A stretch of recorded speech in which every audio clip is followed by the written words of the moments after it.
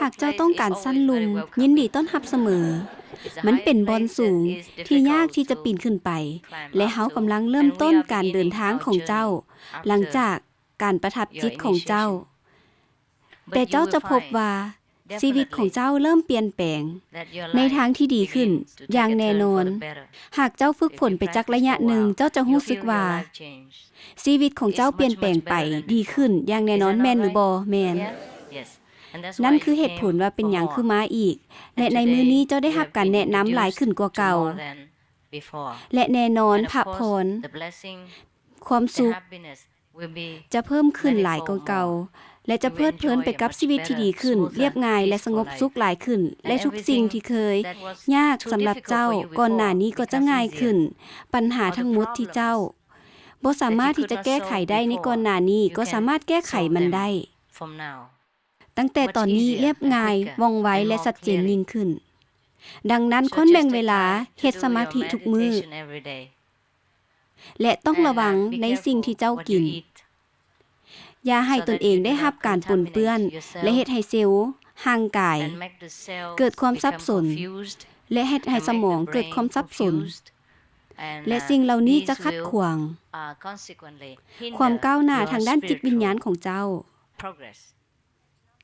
บ่แม่นว่าพระเจ้าจะสนใจว่าเจ้ากินหยังแต่ถ้าเฮาทำลายร่างกายของเฮาด้วยสิ่งที่เฮ็ดให้มึนเมาหรืออาหารที่บ่บริสุทธิ์เช่นเนื้อหรือผลิตภัณฑ์จากสัตว์เซลล์ของเฮาเซลล์ของร่างกายและเซลล์ของสมองก็จะปนเปื้อนและสับสนไปด้วยและด้วยเหตุนี้เฮาจึงบ่สามารถคิดได้อย่างชัดเจนได้และฉะนั้นเฮาจึงบ่สามารถนั่งสงบนิ่งเพื่อค้นหาต้นตอแห่งความสุขและปัญหาของเฮาได้เฮาต้องนั่งอย่างใจเย็นอย่าเพียงแต่นั่งซื่อๆแต่ควรฝึกเฮ็ดสมาธิเป็นประจำทุกมื้อกิจกรรมในแต่ละมื้อสงบและเข้าไปด้านในให้หลายขึ้นเพื่อที่เฮาจะได้ติดต่อกับแรงที่มาของพระเจ้าและจากบนนั้นเฮาจะเบิ่งแยงปัญหาและความทุกข์ของเฮาในแต่ละมื้อให้กลายเป็นความสุขหากเฮาสับสนระหว่างเซลล์สมองและเลือดส่วนที่เป็นเรื่องของอารมณ์จะสับสนตามไปน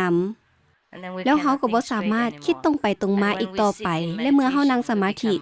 ก็จะเกิดความกระสับกระส่นหงุดหงิดหลายถึงแม้ว่าเฮาจะนั่งสมาธิได้ดีแต่การเบิ่งเห็นของเฮาก็จะบ่ชัดเจนด้วยอิทธิพลด้านลบจากสิ่งที่เป็นพิษที่เฮาได้รับเข้าสู่ร่างกายฉะนั้นบ่แม่นว่าพระเจ้าสนใจว่าเจ้ากินหยังหรือค่อยสนใจว่าเจ้ากินหยังหรือแม่นว่าเจ้ากินเนื้อสัตว์เพียงแต่เล็กน้อยก็ลงนรกได้มันบ่แม่นจริงเพียงแต่ว่าถ้าเจ้าอยากเป็นคือพระเจ้าเจ้าต้องเฮ็ดทุกอย่างให้บริสุทธิ์กินให้บริสุทธิ์เพื่อที่เฮาจะได้บริสุทธิ์ทั้งกายวาจาและใจนำแล้วกายวาจา